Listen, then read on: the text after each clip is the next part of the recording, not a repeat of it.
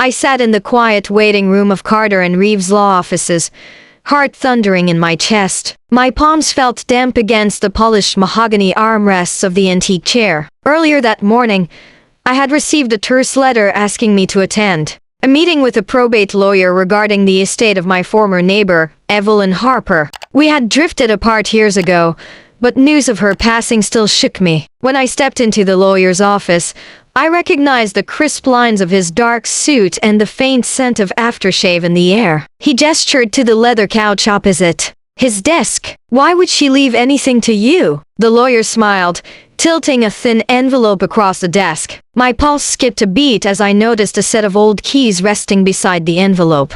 I swallowed hard, uncertain what to expect next. The sight of those keys stirred memories I thought I had buried. Evelyn and I had shared quiet conversations over backyard fences, talking about our dreams of travel, our hopes for future careers, and sometimes our fears. It was during one of those late summer evenings that she confided in me about her grandmother's old cabin in the mountains, a place she described as both eerie and enchanting. We lost touch as life pulled us in different directions. I moved across the country chasing a career in publishing, and she stayed behind, caring for her aging grandmother until her passing. Occasionally I saw her updates on social media, photos of dusty bookshelves, a broken-down vintage typewriter, and a sprawling forest behind the house. I never imagined she would leave me anything after all those years. Yet here I was, staring at the keys to what looked like that same cabin, wondering why she had chosen me. My curiosity battled unease as I reflected hidden motives. Clutching the envelope and keys, I left the office and stepped out into the crisp autumn air. The leaves under my feet crackled as I navigated downtown streets toward my car. I slid behind the wheel of the old sedan rented for the weekend, the engine's rumble echoing my restless thoughts. Evelyn's cabin lay 3 hours north, deep in the Blue Ridge Mountains, a landscape I only knew from postcards and her photographs. As I drove, dusk settled around me, and the road narrowed into winding two-lane highways flanked by towering pines. My phone buzzed with a single voicemail from a local locksmith who said he could get replacements made if needed. I decided to trust the originals for now. The further I drove, the more isolated the world became until I reached a small town where the only light came from a diner that looked unchanged since the 1960s and a flickering street lamp. I pulled over, wondering if I should stop for coffee before venturing into the darkness. I sat in my car, the heater humming softly as I debated my move. The envelope rested on the passenger seat, its edge peeking from beneath a leather-bound journal she had left behind. I unlocked the door and stepped out, the wind tugging at my jacket as I approached the diner's front window. Warm yellow light spilled into the empty parking lot, and inside I could see a lone waitress wiping down the counter. I pushed open the door and was greeted by a bell's chime. The waitress looked up and gave me a nod. "You look like you've seen a ghost," she said with a half-smile. I hesitated before replying. "Maybe I have." I ordered black coffee and took a seat at a corner booth. My eyes drifted to the envelope on the seat next to me, wondering what secrets it contained. Outside, the mountains loomed dark and silent, indifferent to the dramas unfolding below. I wrapped my hands around the warm mug, steeling myself for what lay ahead. As I sipped my coffee, I finally opened the envelope. A single sheet of heavy cream paper fell out, covered in her tidy handwriting. The note read, "Remember the promise you made." She had underlined those words 3 times. I read the note again, trying to piece together what promise she meant. I remembered our pact as teenagers to consecrate our books and dreams to each other if one of us ever left this world alone. The note did not specify what I should do next, instructing me to take the keys back to the cabin. Tears gathered in my eyes as I folded the letter and tucked it into the journal. I finished my coffee, leaving the cup empty on the table,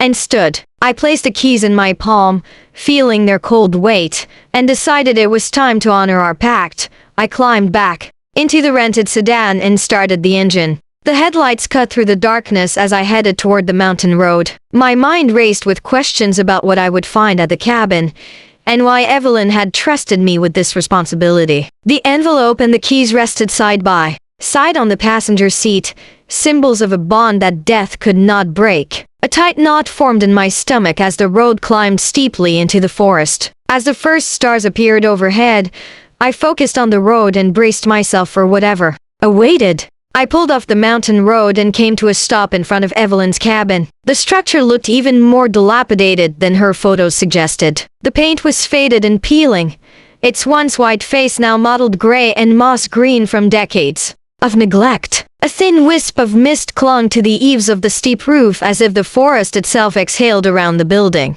My rental car's headlights cut through the pre-dawn gloom, revealing a crooked porch with splintered boards and a single rocking chair missing one runner. I felt a chill settle into my bones as I approached the front door, my heart pounding. With anticipation and dread, I hesitated before sliding the key into the lock. My fingers trembled as I turned it, hearing the reluctant click of rusted mechanisms yielding to the metal's insistence. The door swung inward on creaking hinges to reveal a narrow entryway lined with woven rugs, their edges frayed and dusty from years of foot traffic that had long since ceased. A fading floral wallpaper peeled at the corners, exposing dark wood beneath in blotchy patterns that reminded me of old water stains. My eyes adjusted to the dim interior and I noticed the scent of old paper and burnt wood lingering from the fireplace hearth. I could almost feel Evelyn's presence here, as though she had only stepped out for a moment and would return at any second. Stepping inside, I ran my hand along the mantel where an assortment of mismatched picture frames stood guard. One contained a photograph of Evelyn and me, younger and smiling under a summer sky. Another held her grandmother, stern and elegant, gazing directly at the camera. I recognized the scar above her left eyebrow and remembered her gentle scolding when I dared touch her knitting. The hearth below held ashes from a fire long dead. I knelt to brush them aside, revealing the charred remains of what looked like a torn letter. My pulse quickened as I imagined Evelyn burning her own words, though I could not yet understand why. From somewhere above came a faint creak. My breath hitched. I looked up at a narrow staircase leading to the second floor. Though the air was still, I sensed movement, as though something had just slipped past my peripheral vision. I reminded myself that this cabin was deserted. Evelyn was gone. My imagination ran wild with thoughts of nocturnal animals nesting in the rafters or shadows cast by moonlight through dusty windows. I closed the distance to the stairs, gripping the journal and the keys in one hand. Each step I took echoed through the empty halls in a hollow rhythm that matched my racing heartbeat. At the top of the stairs, I found a long hallway lined with doors, each painted the same peeling white. The first door on the left was unlocked. I pushed it open to reveal a bedroom frozen in time. A brass bed frame stood against the wall with a thin red quilt folded neatly at the foot. A battered trunk sat at the end of the bed. Its leather clasps were secured, but I could see sunlight glinting off metal corners as if inviting me to open it. I lifted the lid and discovered a nest of yellowed envelopes tied with string, their seals intact. My hands shook as I reached for the top envelope, its weight heavy with untold secrets. I untied the bundle and drew out the top envelope, revealing a letter addressed to me in Evelyn's handwriting. My pulse raced. Why was she writing to me here? As I slid the paper free, I heard a soft click behind me. I spun around to see the second door at the end of the hallway, one that had clearly been locked. The doorknob turned slowly, as if someone inside was about to open it. My heart threatened to burst through my ribcage, and I swallowed hard. The letter in my hand trembled as I thought about whether I should read it now or flee the cabin altogether. The line between fear and obligation blurred beneath my skin. I decided to stay. I returned to the foot of the bed and unfolded the letter carefully. It began with an apology for not staying in touch and went on to explain that Evelyn had uncovered a family secret tied to this cabin. She confessed that her grandmother had been researching an inheritance that was never claimed and that Evelyn believed I was the rightful heir. The letter referenced a hidden safe somewhere in the cabin and instructed me to use the old keys to find it. My breath caught at the thought that all of this had been orchestrated long before her death. A lump formed in my throat as I realized how deeply she had trusted me. A sudden gust of wind rattled the window panes, and I jumped. The floor below groaned as if in response. I clutched the letter to my chest and listened. The sound seemed to come from the closed door at the end of the hall. Something inside scraped against the wood, sending a shiver down my spine. I realized that I held the keys to more than just a building. I held the key to Evelyn's last secret. There was no turning back. My curiosity burned brighter than my fear, and I steeled myself. I paced toward the end of the hallway, the letters clutched in one hand and the keyring jingling in the other like a heartbeat in the silence. As I stood before the locked door, I weighed my options. My logical mind shouted that I should leave immediately, call someone, perhaps the locksmith whose number I still had, or even the local sheriff. But the weight of Evelyn's trust pressed on my conscience, and my memory of her gentle smile urged me forward. I felt a mix of excitement and terror. I fit the smallest key into the lock and turned it, hearing the tumblers shift before the door gave way. The door popped open to reveal a dimly lit study that smelled of old paper, leather, and something faintly metallic. Leather-bound books lined the shelves in precise order, and a large desk sat beneath a grimy window where pale shafts of moonlight struggled to reach the floor. My fingers itched to open the black leather portfolio with my initials embossed on the cover that lay invitingly on the desktop. I crossed the threshold and closed the door behind me, the soft click echoing like a closing chapter. The portfolio lay waiting for me, each page promising answers and perhaps more questions. A solitary bulb hanging from the ceiling cast elongated shadows, giving the room an ominous air. I swallowed hard and set the letters down on the desk, then opened the portfolio to reveal its contents. A stack of documents, photographs, and keys arranged neatly. My heart hammered as I realized that this inheritance went beyond property. It was a legacy tied to family secrets and perhaps even danger. I took a deep breath and began to sift through the papers. I opened the black leather portfolio and let its contents spill onto the polished wood of the desk. The first item was a faded photograph of Evelyn standing in front of the cabin nearly 20 years ago, her hair loose and windblown, eyes bright with mischief. Beneath it lay an envelope marked confidential and sealed with deep red wax bearing her grandmother's initials. I pried open the envelope carefully and revealed a hand-drawn map of the cabin's interior with a small X scrawled behind the bookshelf in the study. My heart hammered as I realized how meticulously Evelyn had prepared for this moment. Alongside the map was a typed letter addressed to me, explaining that her grandmother had hidden documents proving the family's involvement in a long-forgotten scandal. The letter instructed me to remove a specific panel behind the shelves, retrieve the documents, and deliver them to the district attorney in the nearest town. My pulse quickened as I read the instructions, torn between honoring Evelyn's wishes and fearing the consequences of unearthing dangerous secrets.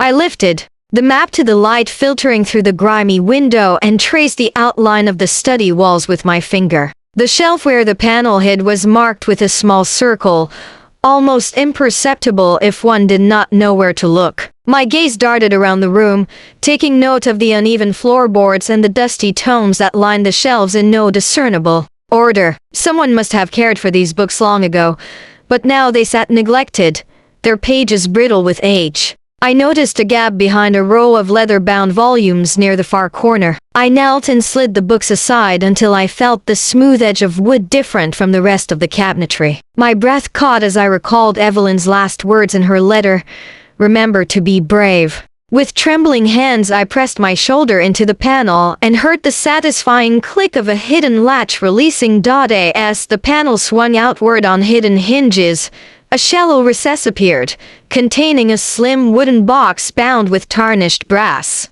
The box's surface was carved with symbols I did not recognize, spirals and glyphs that reminded me of ancient runes. My fingertips brushed the carvings, and a strange shiver passed through my body. A gust of wind rattled the window pane, and somewhere in the cabin a floorboard creaked. I froze, listening with every fiber of my being. My rational mind tried to rationalize the sounds as the house settling or an animal scurrying in the walls. But part of me ached with the certainty that something or someone else was here. The darkness beyond the portal to the hallway felt heavy, oppressive, as if charged with hidden intent. I glanced at the rows of keys on the keyring in my pocket, wondering which one might unlock the wooden box. Evelyn's handwriting on the paper had specified the smallest key, one with a simple looped handle.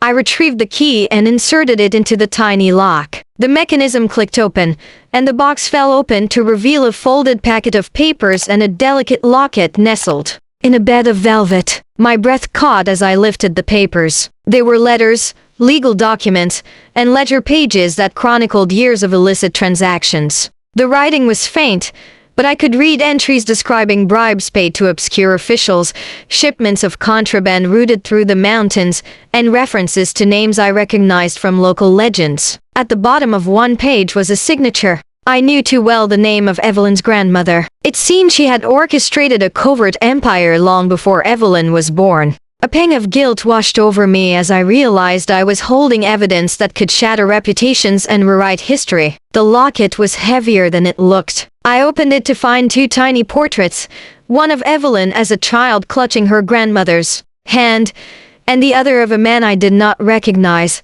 his face stern and eyes haunting. Suddenly, a low thump echoed from the floor below. I jumped, the papers rustling against each other as I bundled them in my arms. Fear coiled in my stomach. I thought of fleeing with the documents and the locket, but Evelyn's voice whispered in my mind, urging me to carry out her final wish. The panel behind me shifted quietly, then slammed shut on its own. My heart pounded as I darted to the desk, snatched up the rest of the portfolio, and pressed myself against the wall beside the door. I watched the doorknob revolve, slow and deliberate, as if someone or something was testing whether the room was empty. My breath came in short gasps. The knob rattled once, twice, then stillness returned. I counted my heartbeats, willing the pounding in my ears to subside. The stale air in the study felt suffocating. I whispered Evelyn's name, hoping for guidance, for reassurance that I was not alone in this old house.